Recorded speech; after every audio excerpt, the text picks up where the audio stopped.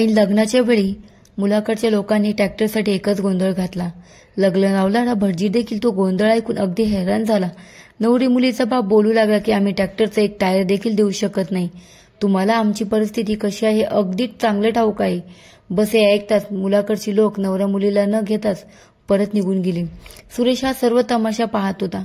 सुरेशने नवरीच्या बापाला सांगितले की मी तुमच्या मुलीसोबत लग्न करायला तयार आहे. भटजीने लगेचच त्या दोघांचं लग्न लावून दिलं. सुरेश त्या नवरीसोबत लग्न करून तिला त्याच्या घरी घेऊन आला. रात्री सुरेशने जसं त्याच्या नवरीच्या डोक्यावरील पदर बाजूला केला तेव्हा अगदीच हैराण झाला. कारण एखाद्या मुलीवर अगदी जीवापाड प्रेम करणाऱ्या सुरेशने आयुष्यात फक्त 2 महिलांवरच प्रेम केलं होतं. एकतर त्याची आई होती जी आता या जगात नव्हती आणि दुसरी त्याची बायको रेश्मा. तिच्यावर तो अगदी जीवापाड प्रेम करत होता. त्याचं लग्न रेश्मासोबत काही वर्षांपूर्वी झालं होतं. ती 20-22 वर्षाची मुलगी होती आणि सुरेशच्या गावात राहायची. तिचा संबंध एका गरीब कुटुंबासोबत होता. तिचा बाप नदीतली मच्छी पकडून बाजारात विकायचा, परंतु त्यातून त्याला जास्त काही पैसे मिळत नव्हते. फक्त घर खर्चच भागत होता. रेश्मा आणि सुरेशचं लग्न ही एक वेगळीच गोष्ट आहे. रेश्माचे लग्न दुसऱ्या कोणासोबत तरी होणार होतं, परंतु ऐन लग्नाच्या वेळेला मुलाकडच्या लोकांनी हुंड्यामध्ये ट्रॅक्टरची मागणी केली. रेश्माच्या घरातले खूप गरीब होते आणि त्यामुळेच त्यांची ही मागणी पूर्ण करण्याची त्यांच्यात ऐपत नव्हती. रेश्माच्या म्हाताऱ्या बापाने या भीतीने की नवऱ्याकडील मुलं परत जाऊ नये स्वतःच्या डोक्यावरील फेटा काढून नवऱ्याच्या बापाच्या पायाजवळ ठेवला. परंतु घमंडी लोक या अशा गोष्टींची कुठे पर्वा करतात. ते त्यांच्या मागणीवरून मागे हटले नाही. सुरेश त्या वराडामध्ये उभा राहून सर्व तमाशा पाहत होता आणि मनातल्या मनात त्याला खूपच राग येत होता. जेव्हा त्याने रेश्माच्या वडिलांना रडताना पाहिलं तेव्हा त्याला ते सहन झालं नाही. तो उठला आणि त्या लोकांच्या जवळ आला. त्यांच्या शरीर गोष्टी खूपच चांगली होती. एका जमान्यात तो एक पैलवान होता. त्याने मुलाच्या बापाला सांगितले, अहो का कुणाची इज्जत खराब करताय? हे गरीब लोक आहेत, मग तुम्हाला ट्रॅक्टर कुठून आणून देतील? सुरेशचे हे मध्ये बोलणं नवऱ्याला आवडलं नाही आणि तो बोलू लागला, तू यात पडू नकोस, हा आमच्या घरातला प्रॉब्लेम आहे. मुलाकडच्या बापाने ही गोष्ट अजून वाढू नये यासाठी मुलीकडच्या बापाला सांगितलं, जास्त तमाशा बनवण्याची गरज नाही. जर तुम्ही आमची मागणी पूर्ण केली नाही तर विषय इथेच थांबवा. आम्ही परत जातोय. आम्हाला लग्न करायचं नाही. मागणी तर होतीच अशी की कोणतीही परिस्थिती ती पूर्ण होऊ शकत नव्हती. मुलाकडचे लोक परत गेले. क्षणभरात लगीनघर दुःखामध्ये बुडून गेले. मुलीची आई बेशुद्ध होऊन खाली पडली. तिचा बाप एका कोपऱ्यात बसून रडू लागला. नवऱ्यासोबत आलेले सगळे पाहुणे निघून गेले, परंतु जे पाहुणे मुलीकडून आले होते ते अजूनही तिथे उपस्थित होते आणि हळहळ व्यक्त करत होते. ते सर्व पाहून सुरेशच्या मनात एक विचित्र प्रकारची आग निर्माण झाली आणि अगदी मोठ्या आवाजात रेश्माच्या वडिलांना बोलू लागला, बाबा तुम्ही काळजी करू नका. मी तुमच्या मुलीसोबत लग्न करेन आता आणि या वेळेला. त्याने असं जाहीर केल्यानंतर तिथे उपस्थित असलेले सर्व लोक अगदी हैराण झाले. त्यांची ती हैराणी संपली तेव्हा त्या हैराणीची जागा आनंदाने घेतली. सुरेश गावातला एक अगदी मेहनती आणि एक सभ्य असा तरुण होता. ना कोणासोबत भांडण वगैरे करायचं ना त्याला कसलं व्यसन होतं. त्याचा याच गावात जन्म झाला आणि इथेच लहानाचा मोठा झाला. त्यामुळे सर्वांना माहिती होतं की तो एक संस्कारी, सभ्य आणि नेहमीच दुसऱ्यांना मदत करणारा तरुण आहे. त्याच्याजवळ स्वतःचं घर होतं आणि जमिनीचा एक छोटासा तुकडा होता. त्याच्यावर तो मेहनत करून त्याचा घर खर्च भागवायचा. त्याचं ते बोलणं ऐकून काही वयस्कर माणसं गोळा झाली. त्यांनी आपापसात काहीतरी चर्चा केली. थोड्या वेळानंतर लग्न पार पडलं. सुरेश मनातल्या मनात खूपच खुश होता, कारण की त्याच्या त्या निर्णयामुळे मुलीकडच्या लोकांची इज्जत वाचली होती. सुरेशच्या लहानपणीच्या मित्रांना जेव्हा त्याच्या लग्नाबद्दल समजलं तेव्हा ते देखील अगदी धावत पळत त्या लग्नामध्ये सामील झाले. कोणत्याही मुलीवर जेव्हा हे असं संकट येतं तेव्हा ते संकट दूर झाल्यानंतर सगळे खूप खुश होतात. गावातले देखील सगळे लोक खूप खुश झाले. ते म्हातारे वयस्कर लोक तर सुरेशला अगदी आशीर्वाद देत होते. बाकी सगळे लोक तर त्या लग्नाला अगदी हैराणीने पाहत होते आणि सुरेशची स्तुती करत होते. लग्नानंतर तिथे उपस्थित असलेल्या पाहुण्यांना जेवण दिलं गेलं. जेवण झाल्यानंतर रेश्माची पाठवणी झाली. एका सजवलेल्या टांग्यामध्ये सुरेश नवरीला घरी घेऊन आला. त्याचं घर अस्ताव्यस्त होतं, पसारा होता. घर खूप मोठं होतं. तो रेश्माला घेऊन घरात आला आणि बोलू लागला, रेश्मा तू आता विचार करशील हा सुरेश कसा आहे, घराची काय अवस्था करून ठेवली आहे. रेश्माने पदर वर केला तिने घराच्या त्या पसाराकडे एक नजर देखील टाकली आणि तिने सुरेशचे दोन्ही हात पकडले आणि स्वतःच्या डोळ्यावर लावले आणि रडत रडत बोलू लागली, सुरेश, मी फक्त एकाच गोष्टीचा विचार करते. मी किती नशीबवान आहे की मला तुझ्यासारखा नवरा मिळाला आहे. तुला माहिती आहे की आम्ही किती गरीब लोक आहोत. त्यांची मागणी आम्ही पूर्ण करू शकत नव्हतो. तू किती चांगला आहेस. तुझ्या मनामध्ये जरा देखील हाव नाही. जर तू इतका मोठा निर्णय घेतला नसतास तर माझी आई त्या झटक्याने आजच मेली असती. सुरेश, तुझे हे उपकार मी आयुष्यभर विसरू शकत नाही. सुरेश रेश्माला बोलू लागला, हे असं बोलू नकोस. माझे तुझ्यावर काहीच उपकार नाही. तू खूप चांगली मुलगी आहेस. तू त्या घराच्या लायकीची नव्हतीस. खरं सांगू का तर तू मला आधीपासूनच खूप आवडत होतीस. परंतु तुझं लग्न आधीच ठरवलं गेलं होतं. त्यामुळे मी शांत राहिलो. मी काकासोबत याबद्दल काहीच बोललो नाही. परंतु लग्नाच्या दिवशी त्या लोकांच्या या मागणीमुळे मला हैराण केलं. मी विचार देखील करू शकत नव्हतो की ते लोक इतके लालची असू शकतात. त्या गोष्टीने मला अगदी हैराण केलं की काकाने कोणत्या लोकांच्या घरी तुला दिलं आहे. जर सुरुवातीलाच हे अशी मागणी करत असतील मग पुढे जाऊन त्यांनी किती मोठ्या मागण्या केल्या असत्या आणि मग त्यांनी असंच तुझ्या वडिलांना त्रास दिला असता. सुरेश रेश्माला आधीपासूनच ओळखत होता. परंतु लग्नानंतर रेश्मा सुरेशला अजूनच आवडू लागली. कारण की ती दिसायला अगदीच परी होती. तर रेश्मासाठी सुरेश देखील एखाद्या देवापेक्षा कमी नव्हता. याच्या आधी रेश्मा एखाद्या गोष्टीची मागणी करायची. ती एखादी इच्छा व्यक्त करेल. ती बोलण्याच्या आधी सुरेश तिची ती इच्छा पूर्ण करायचा. लग्नाच्या नंतर सुरेशने पुन्हा पैलवानी करायला सुरुवात केली. लोक हैराण झाले की सुरेशच्या आतमधील पैलवान अचानक जागा कसा काय झाला. जेव्हा त्यांनी सुरेशला विचारलं तेव्हा सुरेश बोलू लागला, खरं तर हे आहे की चांगली आणि संस्कारी बायको तुम्हाला कधीच म्हातारी होऊ देत नाही. ती नेहमीच तुम्हाला खुश ठेवते. माझ्या आयुष्यात रेश्मा आल्यानंतर मला या गोष्टींची जाणीव झाली की मी अजूनही पैलवानी करू शकतो. मी पैलवानी का सोडली. मी अजूनही मोठमोठ्या पैलवानासोबत कुस्त्या करू शकतो. आणि झालं देखील अगदी असंच. सुरेशने खूप साऱ्या सामन्यांमध्ये भाग घेतला. जिथे कुस्त्यांचे सामने व्हायचे तिथे मोठमोठ्या पैलवानांना त्याने हरवलं होतं. सुरेशचं नाव पूर्ण परिसरात प्रसिद्ध झालं. वेळ भराभर निघून चालला होता. सुरेशला एक मुलगा आणि एक मुलगी झाली. ते खूप चांगलं आयुष्य घालवत होते, ज्यांची प्रत्येक माणूस अपेक्षा करतो. परंतु असं बोलतात ना की माणसाला भविष्याबद्दल काहीच माहिती नसतं. माणसाला माहिती नसतं की येणाऱ्या वेळेमध्ये आपल्यासोबत काय घडणार आहे. त्यामुळे प्रत्येक वेळेला माणसाच्या हातात फक्त हेच आहे की त्याने देवाला घाबरावं, देवाकडे प्रत्येक गुन्ह्याची माफी मागावी.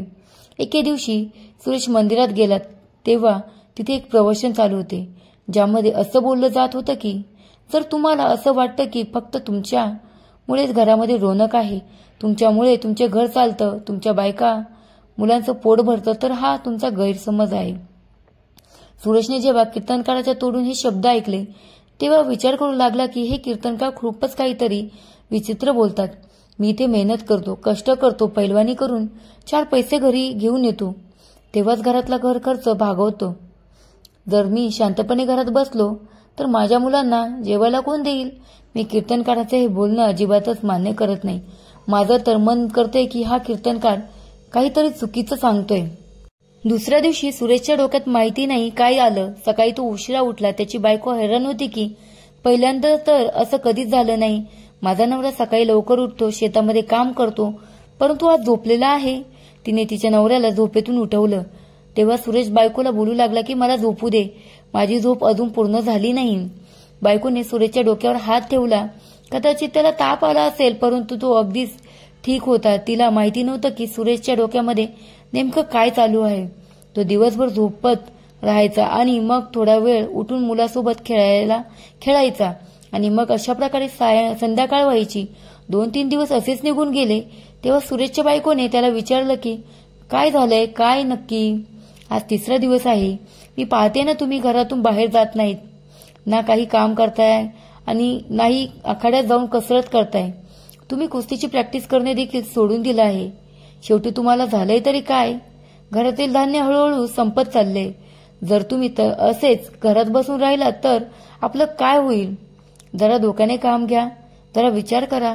सुरेश त्याच्या बायकोला काहीच बोलला नाही आणि शांत राहिला आणि म्हणाला की उद्या मी जाईन, तुला टेन्शन घ्यायची काहीच गरज नाही.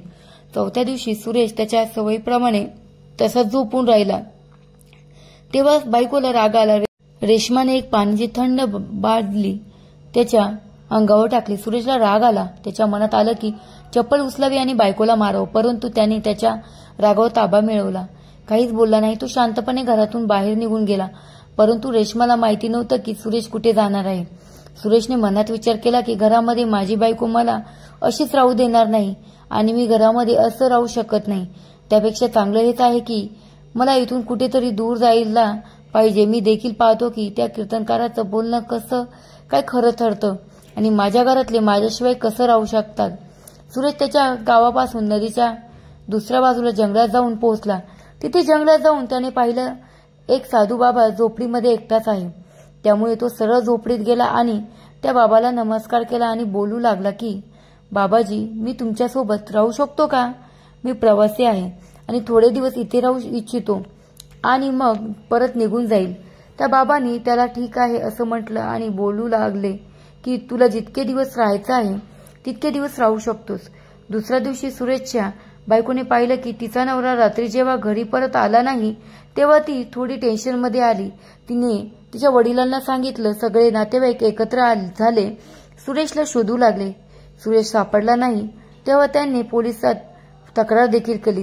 सुरेशच्या सगळ्या मित्रांनी नातेवाईकांना विचारलं गेलं, परंतु कोणीच काही सांगितलं नाही. 2-3 दिवस असेच निघून गेल्यानंतर त्यांनी हरवल्याची बातमी वर्तमानपत्रात छापून दिली. सुरेशचा एक खूप मोठा फोटो पेपरमध्ये लावला गेला. सोबतच हरवल्याचा ऍड्रेस देखील सांगितला गेला होता. प्रत्येक दिवसागणिक रेशमाचं टेन्शन वाढतच होतं. ती या गोष्टीवर पश्चाताप करू लागली की मला माझ्या नवऱ्यासोबत असं वागायचं नको होतं. मी त्याच्यावर पाणी फेकलं त्यामुळे तो रागावला आणि घर सोडून कुठेतरी निघून गेला. आता तर हे देखील माहिती नाही की तो जिवंत आहे की मेलाय. कुठे आहे याबद्दल कोणाला काहीच माहिती नाही. ती दिवस रात्र फक्त तिच्या नवऱ्याला आठवायची आणि रडायची. परंतु ती हा देखील विचार करत होती की सुरेश पैलवान आहे. त्याच्यामध्ये संयम आणि धीर दोन्ही असतं. मला माहिती आहे इतक्या छोट्या गोष्टीवर तो घर सोडून जाऊ शकत नाही. याच्या आधी देखील मी माझ्या नवऱ्यासोबत मजा मस्करी केली आहे आणि त्यांच्यावर पाणी उडवलं आहे, परंतु त्याने कधीही या गोष्टीचा वाईट मानलं नाही. तिला माहिती नव्हतं की सुरेशच्या डोक्यामध्ये काय चालू आहे आणि सुरेश घर सोडून का गेला याबद्दल देखील तिला काहीच माहिती नव्हतं. जेव्हा खूप महिने निघून गेले तेव्हा सुरेशची बायको अगदी उदास झाली होती. आता तिचा नवरा परत येणार नाही. कदाचित सुरेशला कोणीतरी किडनॅप केलं आहे आणि मग त्यानंतर जीवानीशी मारून टाकलं आहे. गावातील लोकांनी सुरेशच्या बायकोला खूप धीर दिला. अगदी मोकळ्या मनाने तिला मदत केली. रेशमाच्या घरी वाट सामनाचा ढीग साचला. पाटलांनी सुरेशच्या मुलांच्या शिक्षणाचा खर्च उचलला, जबाबदारी घेतली. त्या दोघांचंही एका चांगल्या शाळेमध्ये ऍडमिशन करून घेतलं. रेशमाने पाटलांचे आभार मानले, ज्यांनी त्यांच्यासाठी इतकं केलं. त्यांच्या भविष्याबद्दल विचार केला. रेशमाला सुरेश हरवला आहे याचं नक्कीच दुःख होतं, परंतु गावातल्या लोकांची मदत यामुळे ती अगदी हैराण होती. तिला या गोष्टीचा अंदाजच नव्हता की आपल्या गावामध्ये इतके चांगले आणि उदार मनाचे लोक आहेत आणि अडचणीच्या वेळेत आपले कोण आणि परके कोण याबद्दल अगदी स्पष्ट समजतं. कठीण प्रसंगात गावातल्या लोकांनी सुरेशच्या बायकोला एकटीला सोडलं नाही आणि तिची खूप मदत केली. 1 वर्ष असाच निघून गेला. सुरेशला अचानक त्याच्या मुलांची आठवण आली. त्याला रेशमाची खूप आठवण येऊ लागली. त्याने त्या बाबांकडून परवानगी घेतली आणि घराकडे निघाला. त्याच्या मनामध्ये खूप सारे प्रश्न येत होते की माझ्या बायकोचं काय झालं असेल, मुलांचं काय झालं असेल, माहिती नाही ते जिवंत आहेत की नाही. या विचारानं मनात घेऊन तो घराकडे अगदी धावत होता. परंतु तसा तो गावात दाखल झाला तेव्हा लोक सुरेशला पाहून हैराण झाले आणि त्याला भूत समजून दूर होऊ लागले. सुरेश गावातल्या प्रत्येक माणसाला विश्वास देत होता की मी भूत नाही, मी जिवंत आहे. तो तिथून निघून का गेला याचं कारण सांगत होता, परंतु लोक त्याच्या बोलण्यावर विश्वास ठेवत नव्हते आणि त्याच्याकडे पाहायला देखील घाबरत होते. कुणीतरी सुरेश आला आहे ही बातमी रेशमाला आधीच सांगितली आणि हे देखील सांगितलं की तुमच्या नवऱ्याचा भूत परत आला आहे. हे ऐकून रेशमा खूपच घाबरली. सुरेशने घराच्या दारावर टकटक केलंय तेव्हा रेशमाने हॉलमधून बाहेर तेव्हा तिला समजलं की बाहेर दारावर तिच्या नवऱ्याचं भूत उभा आहे. तिने स्वतःला एका खोलीमध्ये कैद केलं. सुरेश बोलू लागला, दरवाजा उघड रेशमा, मी मेलो नाही. परंतु त्याच्या बायकोने दरवाजा उघडला नाही. सुरेश पैलवान होता. त्यामुळे त्याने जोरदार धक्का दिला आणि दरवाजा तोडून टाकला.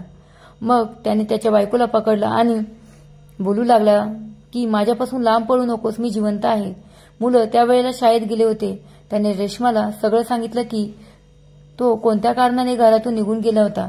हे ऐकताच रेश्माला खूपच राग आला. ती तिच्या नवऱ्याला बोलू लागली की तू वेडा झाला आहेस का? कोणी नॉर्मल मनुष्य असे स्वतःच्या मुलाबाळांना सोडून बायकोला सोडून जाऊ शकत नाही. सुरेशने स्वतःच्या बायकोकडून माफी मागितली आणि बोलू लागले की मला माफ कर, माझ्याकडून खूप मोठी चूक झाली आहे. रेश्माने त्याला माफ केलं नाही. सुरेशने पाहिलं तर घरामध्ये वन सामानाचा ढीग लागला आहे. कच्च्या भिंती आता पक्क्या झाल्या होत्या. घर देखील अगदी प्रत्येक अँगलने आधीपेक्षा खूपच चांगलं वाटत होतं. थोड्या वेळानंतर मुलं शाळेतून परत घरी आले तेव्हा सुरेश त्याचा गणवेश आणि बॅग बघून हैराण झाला. मुलांचे शूज आणि कपडे असे होते की ते एका श्रीमंत बापाची मुलं आहेत. सुरेश त्यांना पाहतच बसला. सुरेश मनातल्या मनात बोलू लागला की तो कीर्तनकार अगदी बरोबर बोलत होता की आणि मी चुकीचा होतो. मला असं स्वतःच्या बायका मुलांना सोडून जायला नको हवं होतं. मुलं देखील त्याच्याजवळ येत नव्हते आणि बायको देखील त्याच्या नजरेला नजर मिळवत नव्हती. हे सगळं सुरेशला खूपच टेन्शनमध्ये टाकत होतं आणि त्याला घरामध्ये एकटं वाटत होतं. दुसऱ्या दिवशी जेव्हा मुलं शाळेत गेली तेव्हा सुरेशने रडून रडून रेश्माकडून माफी मागितली आणि म्हणाला की जर तू मला माफ केलं नाहीस आणि मनापासून मला स्वीकारलं नाहीस तर मी स्वतःचा जीव देईन. रेश्मा शांत राहिली आणि त्याच्या नजरेला नजर मिळवू शकली नाही. तेव्हा सुरेश स्वतः जागेवरून उठला आणि बोलू लागला की परत जात आहे, परंतु यावेळेला मी तुम्हा लोकांना कायमस्वरूपी सोडून जाईन, कारण की मी जिवंत राहणार नाही. खरं तर सुरेश नाटक करत होता. स्वतःच्या कुटुंबाला सोडून तो कुठेही जाऊ शकत नव्हता. त्याच्या बायकोने त्याला अडवलं. त्या उपकाराच्या बदल्यात जे उपकार सुरेशने तिच्यावर केले होते, जेव्हा तिला काही लोकांनी ऐनवेळी लग्न मोडलं होतं आणि त्याच वेळेला सुरेशने तिला स्वीकारलं होतं. काही दिवसांनंतर मुलं देखील सुरेशसोबत बोलू लागले आणि सुरेशने पुन्हा एकदा नव्याने स्वतःच्या आयुष्याची सुरुवात केली. मित्रांनो, जर तुम्हाला ही कथा आवडली असेल तर व्हिडिओला लाईक करा आणि अशाच छान छान कथा पाहण्यासाठी चॅनलला सबस्क्राईब करा. धन्यवाद. भेटूया एक नवीन कथेसोबत.